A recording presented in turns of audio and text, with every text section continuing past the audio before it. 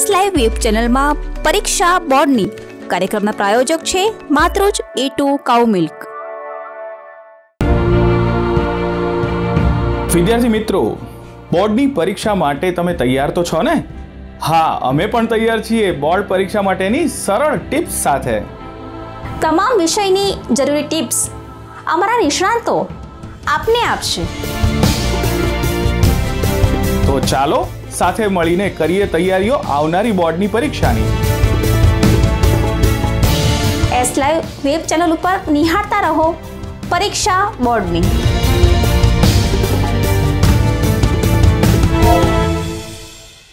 Hello વિદ્યાર્થી મિત્રો, કેમ છો?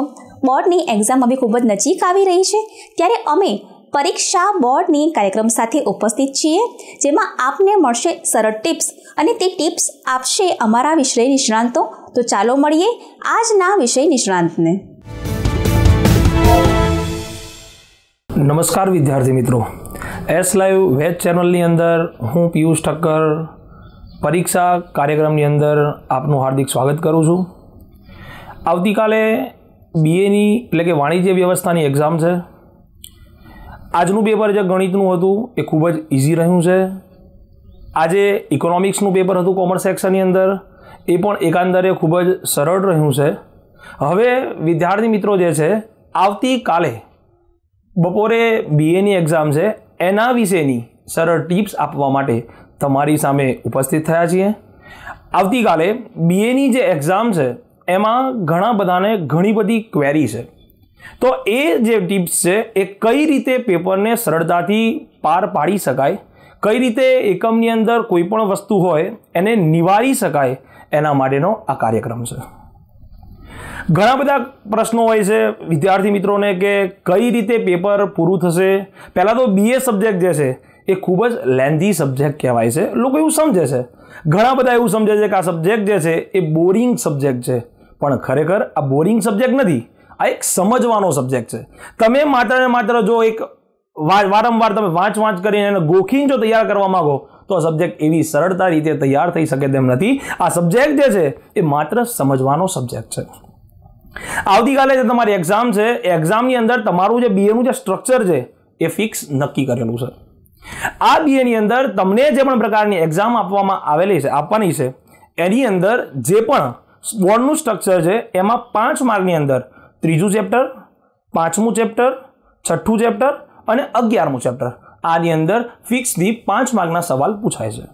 હવે પાસ જે નબળા વિદ્યાર્થીઓ, જે ઓછા પાસ થવાના વિદ્યાર્થીઓ છે, એવા વિદ્યાર્થીઓ માટે કે આવા વિદ્યાર્થીઓએ પાસ થવા માટે શું કરવું જોઈએ, તો વર્ષ દરમિયાન તમે જે પણ પ્રકારની પ્રવૃત્તિ કરી છે ક્લાસરૂમની અંદર, તમે જે ધ્યાન રાખ્યું છે એ ક્લાસની અંદર તમે જે એમસીક્યુ અને વીએસક્યુ જે છે એ કઈ રીતે પાર પાડવા. 10 વીએસક્યુમાંથી 5 થી 6 વીએસક્યુ હોય જે ખૂબ જ સરળ હોય છે. એક જે પણ પ્રકારના એમસીક્યુ હોય એ પણ 6 ઇઝી હોય છે. એટલે સરળતાથી 12 માર્ક સેક્શન એ અને સેક્શન બી માંથી પ્રાપ્ત કરી શકાય છે. વાત કરીએ હવે સેક્શન સી ની. કોઈ એમ પૂછે છે કે સાહેબ અમારે સેક્શન ક્યાંથી શરૂઆત કરવી? તો સેક્શનની શરૂઆત કરવા માટે કોઈ કશું જ નથી. પેપર એક જ તમે ધ્યેય રાખો કે પેપર અમારે 100 માર્કનું અટેન્ડ કરવાનું છે. પેપર બાકી નહીં રહે. જો તમારી મગજની અંદર તમે એવી ગ્રંથિ બાંધો છો પેપર 100 માર્કનું પૂરું કરવાનું છે, તો પેપર 100 માર્કનું પેપર પૂરું થવાનું જ છે. તો એ પૂરું કરવા માટે શું કરવાનું? સાહેબ સવાલ તો લાંબા જ હશે, પણ તમને જેટલા માર્કમાં જે ક્વેશ્ચન પૂછ્યા છે એટલા માર્કમાં જ તમારે લખાણ કરવાનું છે. સરળતાથી ક્વેશ્ચન યાદ રાખવા માટે શું છે, તો કે દાખલા તરીકે ચેપ્ટર નંબર 2 ની અંદર હેનરી ફેયોલના સંચાલનના સિદ્ધાંતો. હેનરી ફેયોલના સંચાલનના સિદ્ધાંતો 14 છે. તેથી ઘણા બધા વિદ્યાર્થીઓને આ સવાલ છોડવાનું નક્કી કરે છે, પરંતુ આ સવાલને છોડવાનો નથી વિદ્યાર્થી મિત્રો. આ સવાલ જે છે એને યાદ રાખવા માટે હું સરળ એક સૂત્ર લાવ્યો છું. સૂત્ર છે, કાશ હું જૂનમાં વ્યવસ્થિત સાસરે નોકર, દોશી કે કર્મચારી હોઈશ. વિદ્યાર્થી મિત્રો, એની અંદર માં અને હોઈશ જે છે એ વધારાના વર્ડ્સ છે. એની અંદર જે પણ સૂત્ર પ્રમાણે તમને કરું, મેં કઈ રીતે સૂત્ર સેટ કર્યું છે, કા એટલે જે પણ પ્રકારનું કાર્ય છે એ કાર્યને વિશ્લેષણ કરવાનું છે, એટલે કે કાર્ય વિભાજનનો સિદ્ધાંત, સત્તા અને જવાબદારીનો સિદ્ધાંત, હુકમની એક વાક્યતાનો સિદ્ધાંત, જૂથ ભાવનાનો સિદ્ધાંત, નવા કાર્યની પહેલનો સિદ્ધાંત, વ્યવસ્થાનો સિદ્ધાંત, સામાન્ય હિતને બદલે વ્યક્તિગત હિતને ગૌણ સ્થાન, સમાનતાનો સિદ્ધાંત, રૈખિક સાંકળનો સિદ્ધાંત. રે એટલે રૈખિક સાંકળનો સિદ્ધાંત. નોકરી, આ વર્ડ્સ ભેગો લીધો છે મેં કારણ કે નોકરીની સ્થિરતાનો સિદ્ધાંત છે. દો એટલે દોરવણીની એક વાક્યતાનો સિદ્ધાંત છે. સી એટલે શિસ્ત પાલનનો સિદ્ધાંત છે. કે કેન્દ્રીકરણનો સિદ્ધાંત છે. કર્મચારી એટલે કે કર્મચારી વેતનનો સિદ્ધાંત છે. બસ આવી જ રીતે બસ ખૂબ જ સરળતાથી તમારી સમક્ષ આ 14 મુદ્દા ઇઝીલી પતી ગયા છે.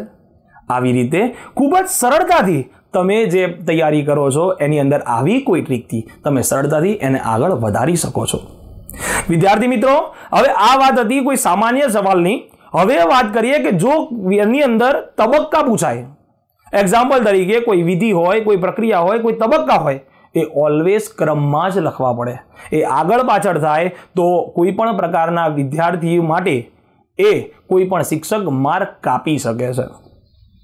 દાખલા તરીકે પસંદગી જે છે એના તબક્કા અથવા તો આયોજનના તબક્કા. તો જે તબક્કા છે કે પસંદગીના તબક્કા છે કે આયોજનના તબક્કા છે, એને વિધિ પૂછાય, પ્રક્રિયા પૂછાય, બંને કોમન સવાલ છે.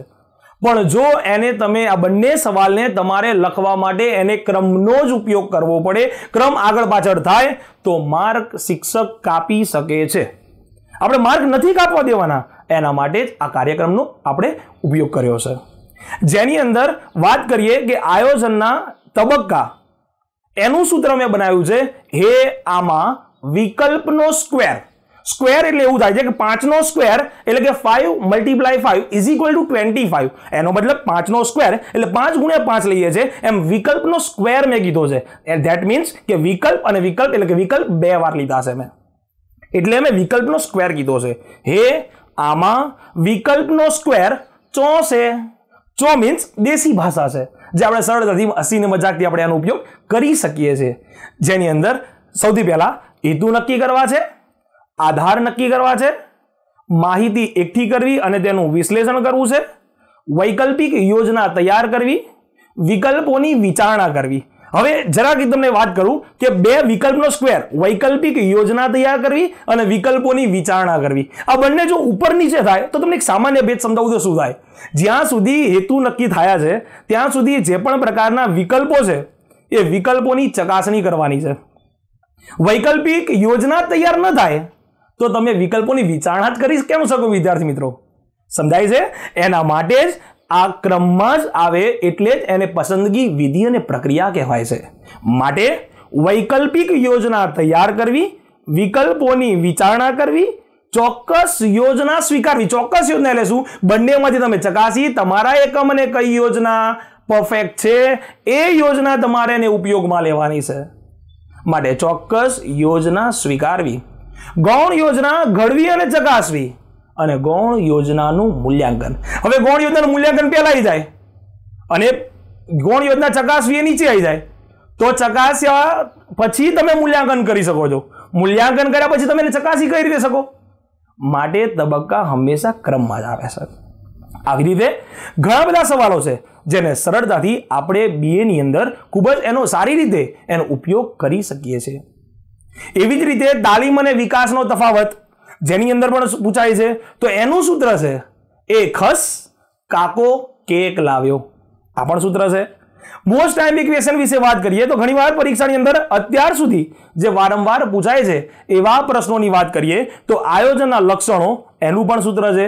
4 વાર સ વિપુલનું ભાવિ ધ્યેય જકાસ છે. જકાસ છે વડ વધારાના છે. એના પછી છે આયોજનના તબક્કા વિવરણ, એ પણ આઈએમપી ક્વેશ્ચન છે, એ પણ આપણે એની ચર્ચા કરી. આવી રીતે ભરતી અને તેના પ્રાપ્તિ સ્થાનો એ પણ આઈએમપી ક્વેશ્ચન છે, એ પણ ઘણીવાર બોર્ડની અંદર પૂછાઈ ગયેલા સવાલો છે. સાથે સાથે ગ્રાહક સુરક્ષા. હવે ગ્રાહક સુરક્ષા શું છે તો કે ગ્રાહક સુરક્ષાની અંદર ગ્રાહક જ્યારે કોઈ પણ કામ કરે છે ત્યારે ગ્રાહકે કઈ કઈ તકેદારી રાખવી જોઈએ. ઘણીવાર અમુક એકાદ બે ચેપ્ટર વિદ્યાર્થીઓને નથી આવડતા, બહુ કન્ફ્યુઝ થઈ જાય છે કે હવે શું થશે, મને આ ચેપ્ટર નથી આવડતું તો એક જ ચેપ્ટર ઉપરમાંથી 100 માર્કનું નથી પૂછાતું. વિદ્યાર્થી મિત્રો તમે એવું ટેન્શન ન લેશો. તમને જે ચેપ્ટર નથી આવડતું હવે પાછળના સમયમાં એની ઉપરથી તમે ભાર મૂકી દો. તમને જે આવડે છે એ વધારે સારી રીતે લખી શકો એના ઉપર તમે વધારે ધ્યાન આપો. ઘણીવાર એવું થાય છે કે મારો મિત્ર છે એને ઘણું સારું આવડે છે, મારા કરતાં વધારે આવડે છે, તો મારે શું થશે? એવી કોઈ ચિંતા કરવાની જરૂર નથી. એના કરતાં પણ તમને સારું જ આવડે છે. તમે પોઝિટિવ થિંકિંગ રાખો. તમે પોતે તમારી જાતને અન્ય કરતાં વધારે સારા બનાવી શકો છો. કેમ? તો કે તમે પોતે સારા છો જ, અને એને વધારે સારા બનાવવા માટે તમારે કોઈની સાથે તમારી જે પણ પ્રકારની તુલના, તમારી આવડત છે એ કોઈની સાથે કરવાની જરૂર નથી. તમને જે આવડે છે એમાં જ તમે એકત્રિત થાઓ. તમે અન્ય કોઈ વસ્તુ પર તમે ધ્યાન કેન્દ્રિત ન કરશો. MCQ અને VSQમાં આપણે વાત કરી. હવે વાત કરીએ 2 માર્કના અને 3 માર્કના સવાલની. 2 માર્કના સવાલ 15 પૂછાય છે, એટલે 15 જે છે સવાલ એ 2 માર્કના એટલે કે 30 ગુણ છે. 3 માર્કના જે છે એ 10 સવાલ પૂછાય છે, એટલે 3 ગુણ્યા 10 એટલે કે 30 માર્કનો સેક્શન ડી છે. સેક્શન ડી ની અંદર કારણો પૂછાય છે. ઘણીવાર વિદ્યાર્થી મિત્રો તમે કારણો લખો તો આખા પેજ ભરીને કારણો લખો તો કારણ ક્યારે આટલું લાંબુ ન હોય. કોઈ પૂછે કે બેટા તું આવતીકાલે સ્કૂલ કેમ નતો આવ્યો? સાહેબ ટોપિક નંબર 1 હું માદો પડ્યો હતો. સાહેબ ટોપિક નંબર 2 મારા પપ્પાએ મને ના પાડી હતી. સાહેબ ટોપિક નંબર 3 ઊભો. એવું ન હોય.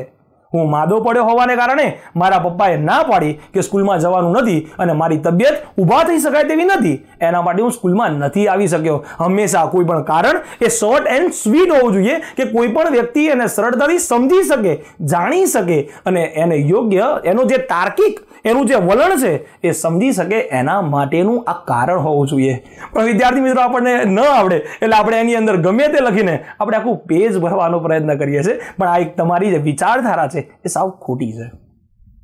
એને લગતું તમે જે લખો છો એ ઓકે છે. શું પૂછ્યું છે તમને ઓલરેડી અંદર જવાબ તો આપી જ દેશે. તમારે એ જવાબનું ડિસ્ક્રિપ્શન કરવાનું હોય છે. તમારે એ જવાબને વિસ્તૃત કરવાનો હોય. દાખલા તરીકે આયોજન એ સતત ચાલતી પ્રક્રિયા છે, તો તમને જવાબ આપી દીધો છે કે આયોજન સતત ચાલતી પ્રક્રિયા. હવે તમારે એ સમજાવવાનું છે કે કેમ સતત ચાલતી પ્રક્રિયા છે. તો કે આયોજન જ્યારે કરવામાં આવે છે ત્યારે દરેક પ્રકારની પ્રવૃત્તિઓ પહેલેથી નક્કી કરવામાં આવે છે કે આ પ્રવૃત્તિઓ કરવા માટે પહેલેથી જ આપણે પ્રિપેર રહેવું પડે છે. આ કાર્ય કોણ, ક્યાં અને ક્યારે કરવાનું છે એ નક્કી હોય છે. અને દરેક પ્રકારનું કાર્ય આયોજનનું કરવાનું હોય ત્યારે દરેક કાર્ય કરવા માટે ચોક્કસ રીતે આની જરૂર પડે છે. માટે આયોજન એ ચોકસાઈ ભરી પ્રક્રિયા છે. આવા ઘણા બધા કારણો છે જેને સરળતાથી લખી શકાય છે, અને બને ત્યાં સુધી એની અંદર તમારે ટોપિક પાડવાના નથી. એની અંદર માત્ર તમારે જવાબ જ્યારે શરૂ કરો છો ત્યારે એક જ ટોપિકની અંદર તમારે લખવાનું છે, જેની અંદર 12 થી 14 લાઈન ઇનફ છે.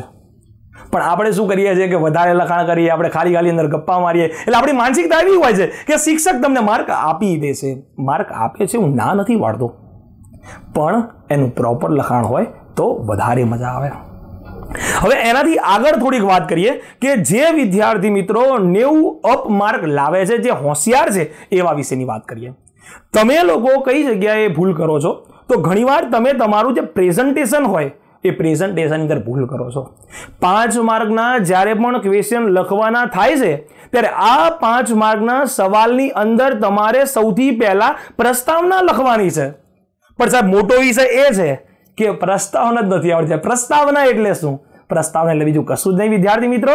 માત્ર ને માત્ર તમે જે જવાબ લખવાના છો એ જવાબ વિશેનું 4 થી 5 લાઈન એનું ડિસ્ક્રિપ્શન છે. આપણે કોઈ 3 કલાકનું મૂવી જોવા ગયા હોય તો કોઈની સામે ડિસ્ક્રિપ્શન કરતા માટે આપણે 3 કલાક નથી લાગતા. આપણે એને 10 મિનિટની અંદર અથવા તો 7 મિનિટ કે 5 મિનિટ જેવો ટાઈમ હોય આપણી પાસે એ પ્રમાણે આપણે પ્રિપેર કરી લઈએ છીએ. તો વિદ્યાર્થી મિત્રો બસ એવી રીતે જ 6 લાઈન કે 5 લાઈનની અંદર આપણે પ્રસ્તાવના લખવાની છે. ત્યાર પછી લખવાનું છે અર્થ લખવાનો છે. જો એ અર્થ તમે લખો છો, જો કોઈના મતે તમને આવડે છે, ધેટ મીન્સ કોઈ સંચાલન શાસ્ત્રીના મતે તમને આવડે છે તો વેલ એન્ડ ગુડ, સરસ કહેવાય. પણ જો તમને નથી આવડતું ધેટ્સ ફાઇન, ચિંતાનો વિષય નથી. તમારે નીચે અવતરણ ચિહ્ન કરીને લખવાનું છે સામાન્ય ભાષામાં. કારણ કે સામાન્ય ભાષાની અંદર તમે કદાચ તમારા 1-2 શબ્દ ઉમેરો છો તો એનાથી પ્રોબ્લેમ નથી. વાણિજ્ય વ્યવસ્થા આવો સબ્જેક્ટ છે જેની અંદર તમે જે સમજ્યા છો એની રજૂઆત કરી શકો છો. એટલે લખવાનું છે સામાન્ય ભાષામાં, અને તમને જે ડેફિનેશન આવડે છે એ ડેફિનેશન લખવાની છે. આ ડેફિનેશન લખ્યા પછી તમારે લખવાનું છે કે એના જે લક્ષણો પૂછ્યા હોય, તબક્કા પૂછ્યા હોય, કાર્યો પૂછ્યા હોય, મહત્વ પૂછ્યું હોય, ફાયદા પૂછ્યા હોય, મર્યાદા પૂછી હોય, કશું પણ પૂછ્યું હોય તો એનું લિસ્ટ બનાવવાનું છે. એ લિસ્ટ બનાવ્યા પછી હવે તમે જોવો છો કે સાહેબ આટલા બધા મુદ્દા છે, તો શું સાહેબ બધા મુદ્દા 5 માર્કમાં સમજાવવા જરૂરી છે? જરૂરી નથી બધા સમજાવવા, પણ તમે સમજાવો તો વધારે સારું. તો સાહેબ સમજાવવા માટે અમારી પાસે ટાઈમ નહીં ખૂટે? ના, તમે જે સવાલ સમજાવો છો, જે ટોપિકની અંદર તમારે 8 લાઈન લખવાની છે એની જગ્યાએ તમે 4 લાઈન લખો. તો એ 4 લાઈન લઈ લો, બીજા મુદ્દાની 4 લાઈન લઈ લો, તો એને એમ પણ લાગે કે દરેકે દરેક મુદ્દા સમજાવ્યા છે. સરળતાથી તમારો પ્રશ્નનો જવાબ મળી જશે. આવી રીતે જો પ્રેઝન્ટેશનથી તમારો 5 માર્કના સવાલ લખશો તો જે બોર્ડમાં જે ચેક કરે છે એ લોકોને પણ ખૂબ જ ઇઝી લાગે ને પ્રેઝન્ટેશન સારું કહેવાય. સેક્શન એ અને સેક્શન બી એ તમારી first impression is last impression છે.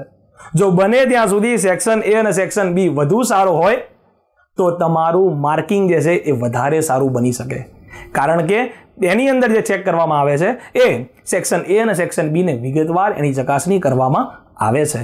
માટે વિદ્યાર્થી મિત્રો, ખૂબ જ સરળ, ખૂબ જ સારી રીતે, ખૂબ જ સારો વિષય છે, ખૂબ જ ઇઝી રીતે લખી શકાય છે.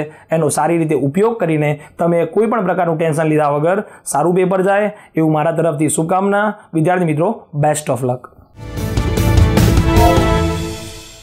તો વિદ્યાર્થી મિત્રો, ફરી મળીશું સરળ ટિપ્સ સાથે અને નવા વિષય નિષ્ણાંત સાથે અમારા કાર્યક્રમ પરીક્ષા બોર્ડનીમાં.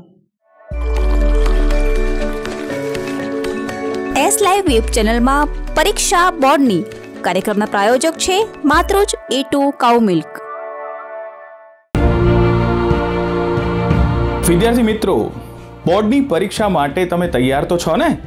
હા, અમે પણ તૈયાર છીએ બોર્ડ પરીક્ષા માટેની સરળ ટિપ્સ સાથે. તમામ વિષયની જરૂરી ટિપ્સ અમારા નિષ્ણાંતો આપને આપશે. તો ચાલો સાથે મળીને કરીએ તૈયારીઓ આવનારી બોર્ડની પરીક્ષાની. એસ લાઈવ વેબ ચેનલ ઉપર નિહાળતા રહો પરીક્ષા બોર્ડની.